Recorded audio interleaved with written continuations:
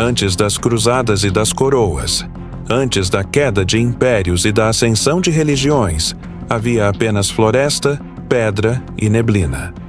Ali, entre colinas cobertas de musgo e rios sagrados, ecoavam os cânticos dos druidas, o rugido dos deuses antigos e os sussurros do outro mundo. Este é o universo da mitologia celta, onde a magia é real, o tempo é cíclico e os heróis caminham lado a lado com os deuses guerreiros, deusas da morte e espíritos da natureza. Não há um paraíso nem um inferno. Há reinos entrelaçados, véus que se erguem, portais escondidos sob lagos e pedras. Aqui começa a lenda dos Tuatha Dé Danann, dos ciclos míticos da Irlanda, dos caldeirões encantados e dos reis druidas. Uma saga de sangue, sabedoria e eternidade. Você está prestes a atravessar as brumas do mundo visível e descobrir o que vive além do véu. Toda mitologia tem seu início envolto em mistério, mas a mitologia celta nasce não de um grito de criação, mas de um sussurro antigo entre as névoas. Ela não começa com o trovão de um Deus soberano moldando o mundo com as mãos, mas com presenças etéreas que emergem das profundezas da terra, do céu e da mente. Para os celtas, o universo era um tecido vivo, entrelaçado com magia, natureza e espírito. Eles não separavam o sagrado do cotidiano. A árvore não era apenas árvore. A pedra, não apenas pedra. Tudo carregava um espírito, um eco do outro mundo. Ao contrário das mitologias orientadas por uma dicotomia rígida entre bem e mal, céu e inferno, a cosmogonia celta apresentava um mundo tripartido. O mundo superior, onde habitavam os seres divinos, celestes e espirituais. O mundo do meio, onde humanos viviam e interagiam com os deuses. O outro mundo, um reino místico acessado por sonhos, morte ou rituais, lar de ancestrais, fadas, deuses esquecidos e espíritos da natureza. Esses reinos não eram separados por espaço, mas por camadas da realidade. Uma árvore ancestral ou uma caverna sagrada podia ser um portal entre mundos. A passagem não dependia do corpo, mas da alma, da intuição e do encantamento. As histórias mitológicas da Irlanda, reunidas séculos depois em manuscritos como o Livro das Invasões, falam de uma série de povos sobrenaturais que invadiram ou chegaram à ilha antes dos humanos comuns. Esses não eram apenas povos, eram entidades arquetípicas.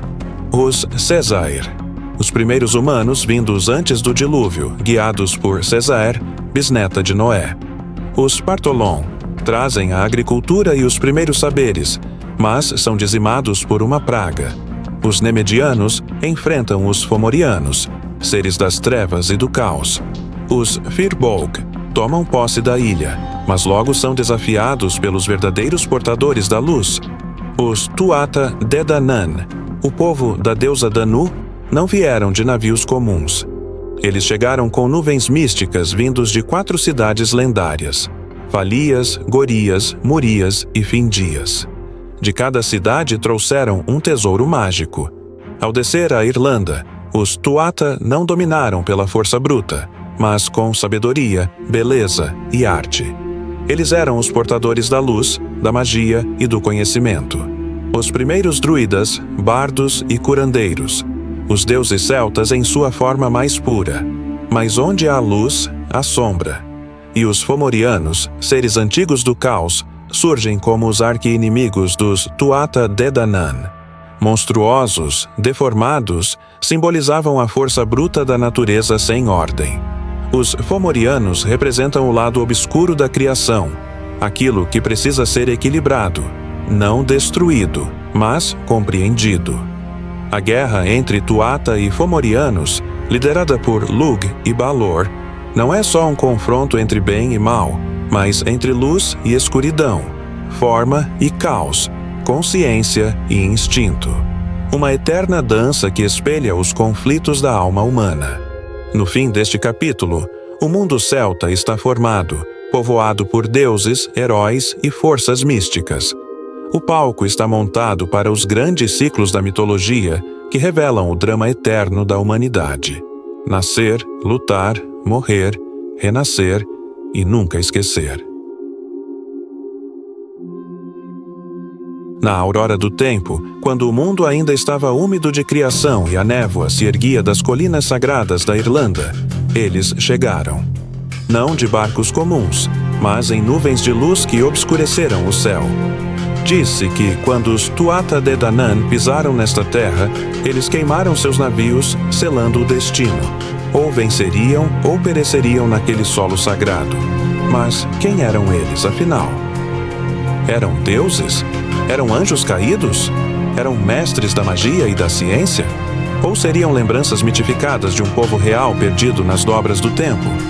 Os herdeiros da deusa.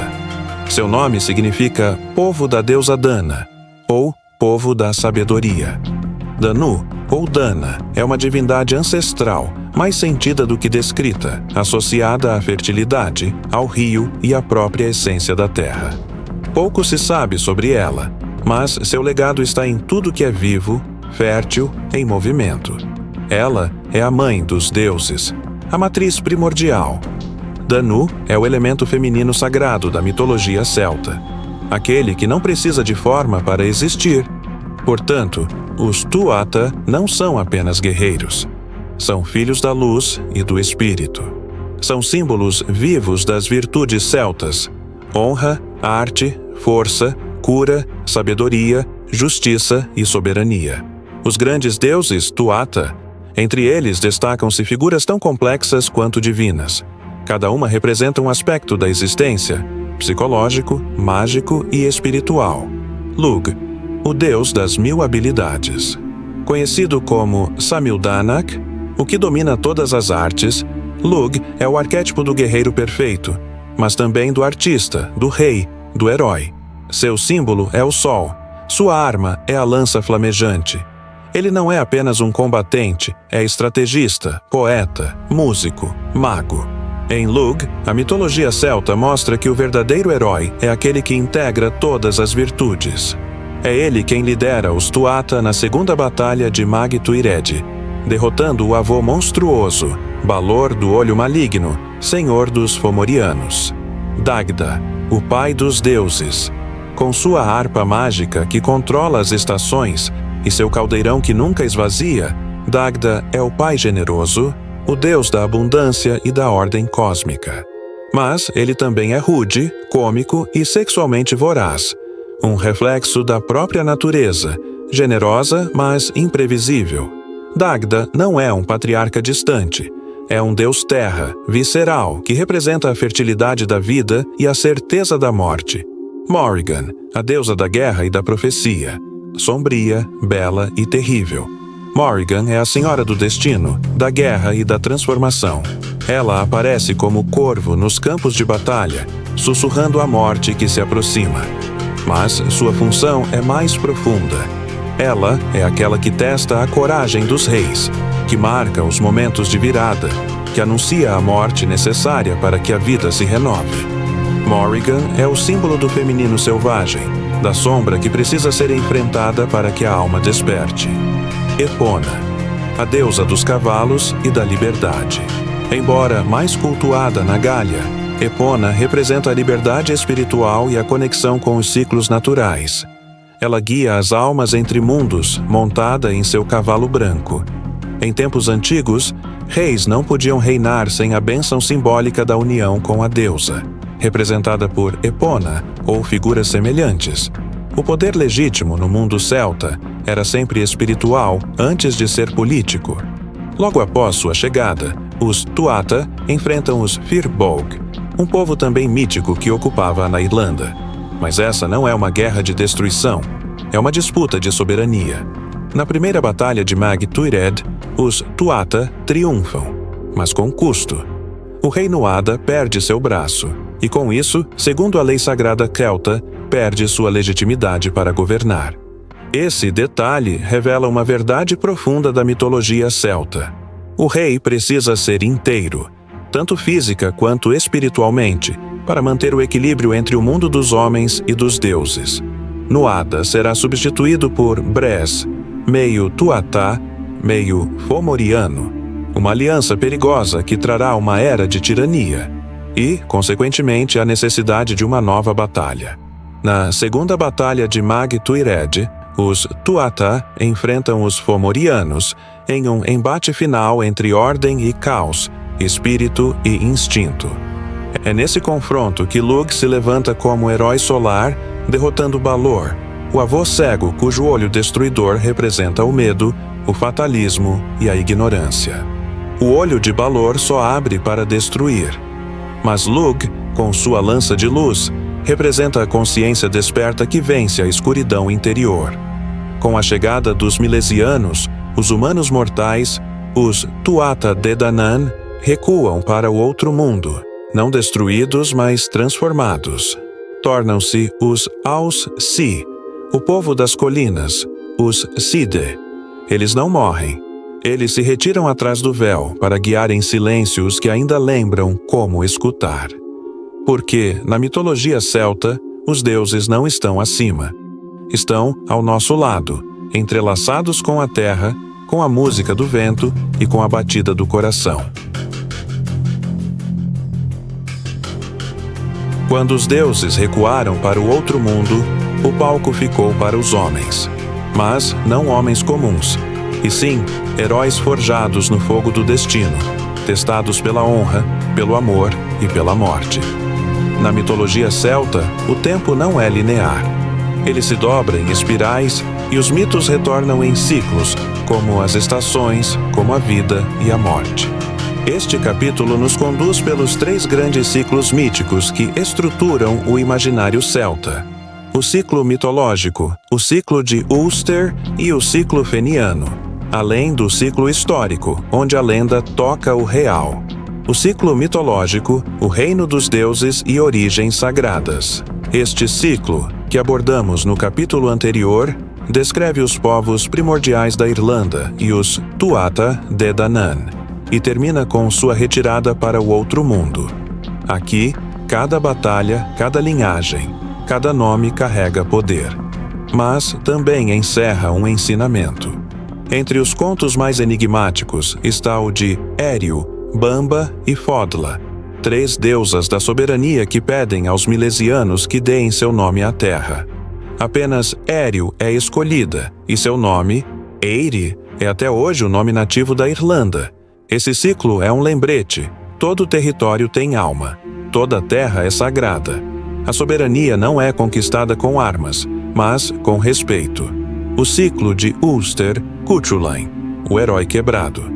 Neste ciclo épico e trágico conhecemos o maior dos heróis celtas, Cuchulainn, o cão de combate de Ulster. Um guerreiro com força sobre-humana, treinado pela temida Scathach na Ilha das Sombras, mestre das artes da guerra. Mas sua glória tem um preço terrível. Cuchulainn carrega o arquétipo do herói trágico.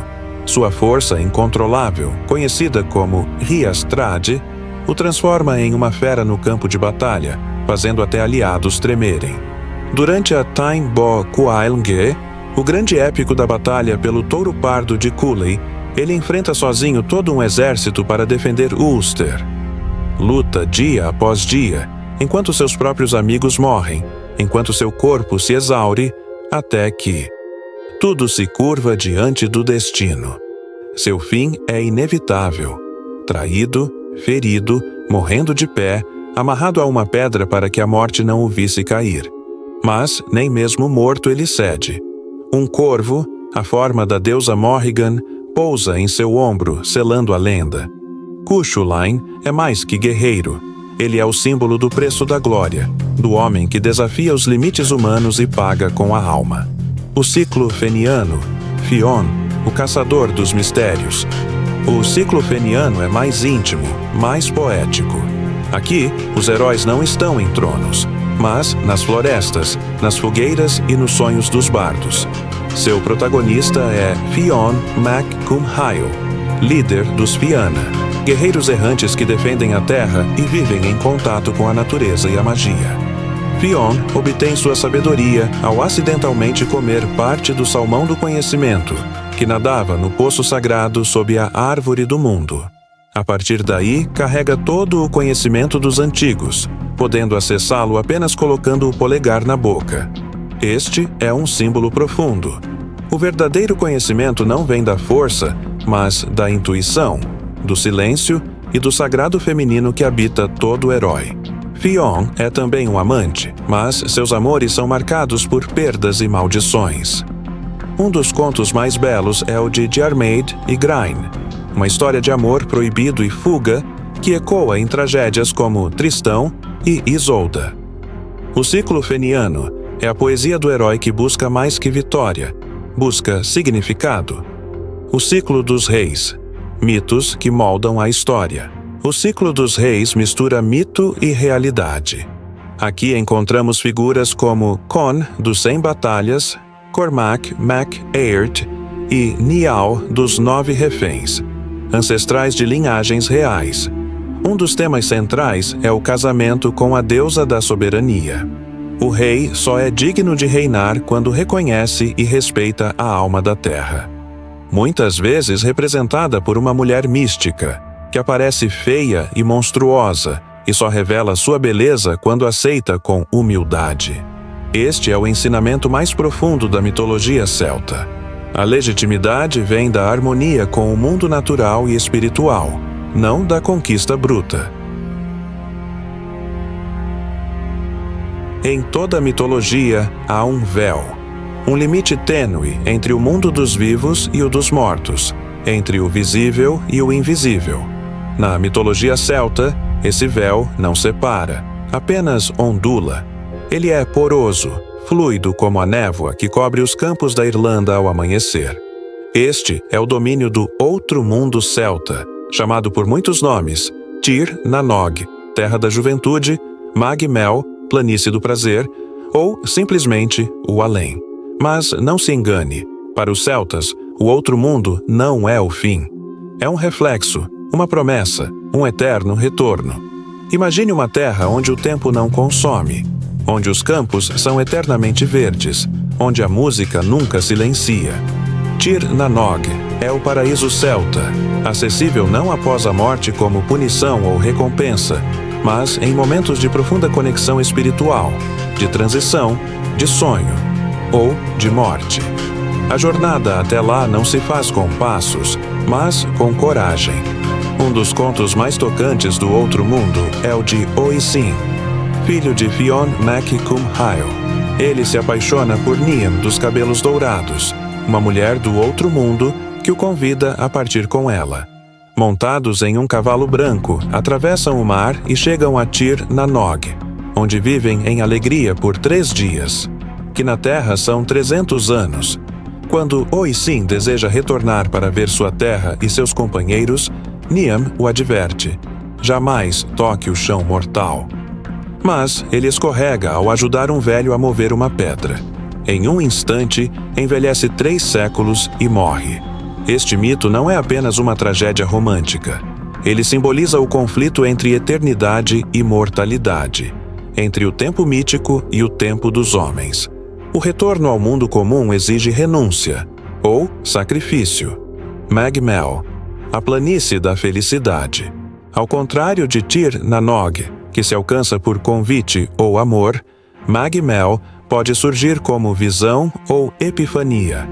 É uma terra onde os heróis vivem em paz, onde os mortos nobres banqueteiam com os deuses, onde não há dor, nem inverno, nem sombras. Para os celtas, a morte não é um castigo, mas uma transição. A alma, energia vital chamada ânima ou nearte, segue em fluxo, renascendo, viajando, atravessando planos. Uma das datas mais sagradas do calendário celta é Samhain, celebrado entre o fim do outono e o início do inverno. Marca o início do novo ano celta, o momento em que o véu entre os mundos está mais fino. É nessa noite que os mortos caminham entre os vivos, que os ancestrais visitam suas famílias e que as decisões espirituais são mais poderosas. Daí surgiram tradições que ecoam até hoje no Halloween, mas cuja origem é mais profunda. Samhain é um lembrete de que o tempo não é linear e que a morte é parte do ciclo da vida. Os Side, espíritos, fadas ou deuses. Muitos acreditam que os Sidhe são fadas ou elfos, mas na tradição celta eles são muito mais. São os Tuatha Dé Danann após sua retirada para o outro mundo. Eles habitam colinas, túmulos antigos, florestas, lagos, cavernas, locais considerados portais para o além. Não são bons nem maus, mas regem-se por leis próprias, misteriosas. Os Sidhe protegem o sagrado, testam os humanos e às vezes se misturam a nós, disfarçados de viajantes, animais ou vozes na névoa. Respeitá-los é essencial. Invadir seus domínios ou insultar suas oferendas é pedir por infortúnio. Diferente das visões lineares de céu e inferno, os celtas acreditavam na reencarnação da alma. A morte era apenas um portal para um novo ciclo. A alma podia retornar como outro humano, ou até como animal, planta ou rio, dependendo de seu vínculo espiritual com o mundo. Essa visão reforça o senso celta de unidade com a natureza. Tudo que vive, vive de novo. Tudo que morre, ensina. E tudo que retorna, carrega a memória. Os druidas, sacerdotes celtas, eram os mediadores entre os mundos. Em funerais, usavam incensos, canções, meditação e símbolos para guiar a alma ao outro mundo. Eles também realizavam oráculos, transes e viagens astrais para buscar sabedoria nos reinos invisíveis. O passado, o presente e o futuro podiam ser acessados nesses estados alterados de consciência. O tempo, para eles, era uma mandala, não uma linha reta. A jornada pela mitologia celta é uma jornada pela alma humana, cheia de sombras, luzes, destinos e ciclos. Se os deuses eram o espírito da mitologia celta e os heróis eram seu corpo em ação, os druidas eram sua mente, o elo entre mundos, a ponte entre os vivos e os mortos, os guardiões da memória e do sagrado. Mais que sacerdotes, os druidas eram filósofos, juízes, magos, bardos, cientistas e conselheiros reais. Eram os que sabiam e, por isso, os que guiavam. Neste capítulo, conheceremos a importância, os mistérios e os poderes desses mestres espirituais que marcaram profundamente não só o imaginário celta, mas também a herança espiritual da humanidade. A palavra druida vem provavelmente do termo proto-celta druid, que significa conhecedor do carvalho, árvore sagrada na tradição celta. O carvalho simboliza força, sabedoria, estabilidade e conexão com o céu e a terra. Os druidas formavam uma casta, um grupo distinto, com acesso ao conhecimento e aos mistérios dos deuses. Eram altamente respeitados e, muitas vezes, mais influentes que os reis. Suas funções eram múltiplas. Sacerdotes, responsáveis por rituais e festivais religiosos. Juízes, aplicando leis orais com imparcialidade. Curandeiros, conhecedores de plantas e tratamentos naturais. Astrônomos e filósofos, estudando os ciclos da natureza e do universo. Educadores, preservando o saber oral e treinando novos iniciados por décadas. Os druidas nunca escreviam seus ensinamentos sagrados. A transmissão do conhecimento era totalmente oral. Isso não era ignorância, era proteção. Eles acreditavam que certos saberes, ao serem registrados, perdiam seu poder, sua pureza e sua profundidade. Por isso, o aprendizado druídico durava até 20 anos, envolvendo memorização de histórias, genealogias, rituais, símbolos e cânticos. Essa prática fazia de cada druida um repositório vivo da memória ancestral. A palavra magia aqui não é ilusão de palco, mas intervenção consciente no fluxo natural das energias do mundo. A magia druídica era baseada em observação dos astros. Sabiam os movimentos do Sol, da Lua e das estrelas, ciclos da natureza, solstícios, equinócios, estações, colheitas, ervas e pedras. Cada planta e cada cristal tinha função espiritual e curativa. Palavras de poder, Ogan. Um alfabeto mágico gravado em pedras e árvores. Viagens espirituais, por meio de meditação, plantas sagradas e cantos repetitivos. Eles não buscavam dominar a natureza, mas se alinhar a ela. A verdadeira magia era viver em harmonia com os ritmos do mundo. Os rituais druídicos não eram simples cerimônias. Eram eventos cósmicos, em que as barreiras entre os planos se enfraqueciam.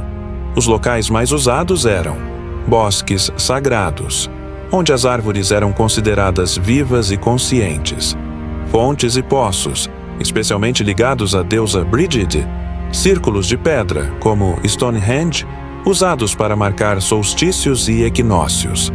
As práticas podiam incluir oferendas de comida, vinho e metais, cânticos e danças circulares, sacrifícios simbólicos ou rituais de passagem, invocações aos Sidi e aos ancestrais. Esses momentos celebravam o equilíbrio entre o visível e o invisível, entre a matéria e o espírito. Dentro da estrutura druídica havia funções específicas. Os bardos eram os poetas e músicos. Mas sua função ia além da arte. Eles guardavam os mitos e histórias do povo, mantendo viva a identidade coletiva.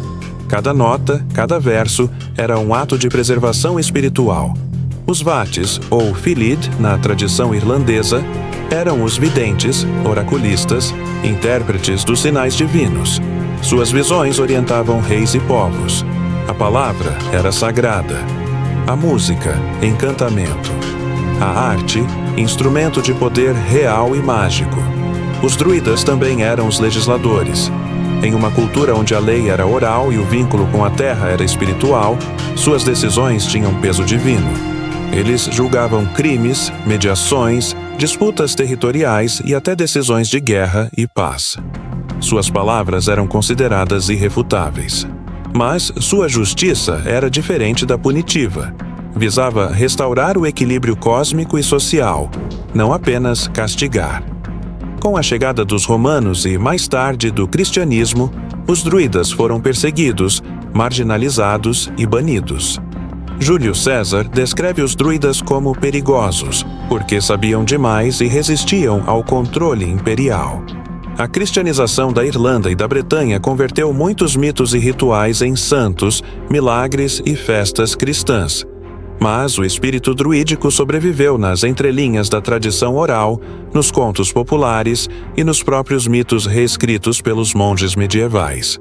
Hoje, os druidas retornam como símbolo de sabedoria ecológica, reconexão espiritual e resistência cultural. Movimentos neodruídicos resgatam antigas práticas e adaptam seus princípios ao mundo contemporâneo. O legado druídico não é um conjunto de regras, é uma chama que arde na mente dos que buscam sabedoria. Uma tradição que não morreu, mas hibernou nas pedras, nas árvores, nas histórias que ainda sussurram nas brumas do norte. A mitologia celta não é apenas um eco do passado. Ela é uma linguagem viva do espírito humano, um grito ancestral que nos lembra de quem somos e de onde viemos.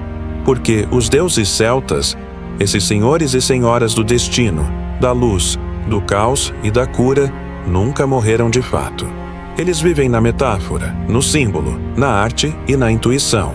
Na voz que sussurra quando olhamos para o céu e perguntamos: quem sou eu diante do infinito? A verdadeira força da mitologia celta está em sua mensagem: que o mundo é mais do que vemos, que a realidade tem véus e que atrás de cada véu há uma verdade mais profunda, mágica e eterna.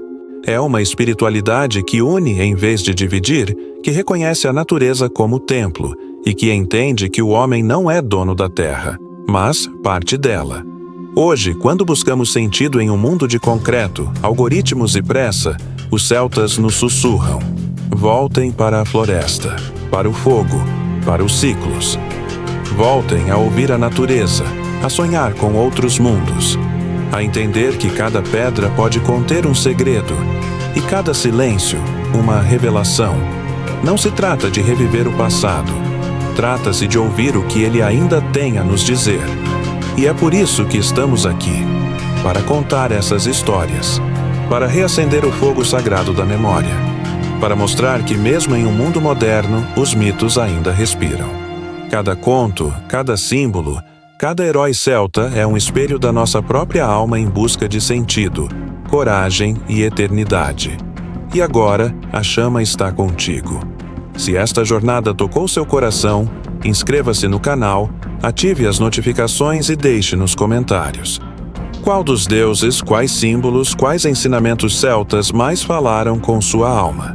Compartilhe este vídeo com quem precisa se lembrar de que a magia nunca foi embora.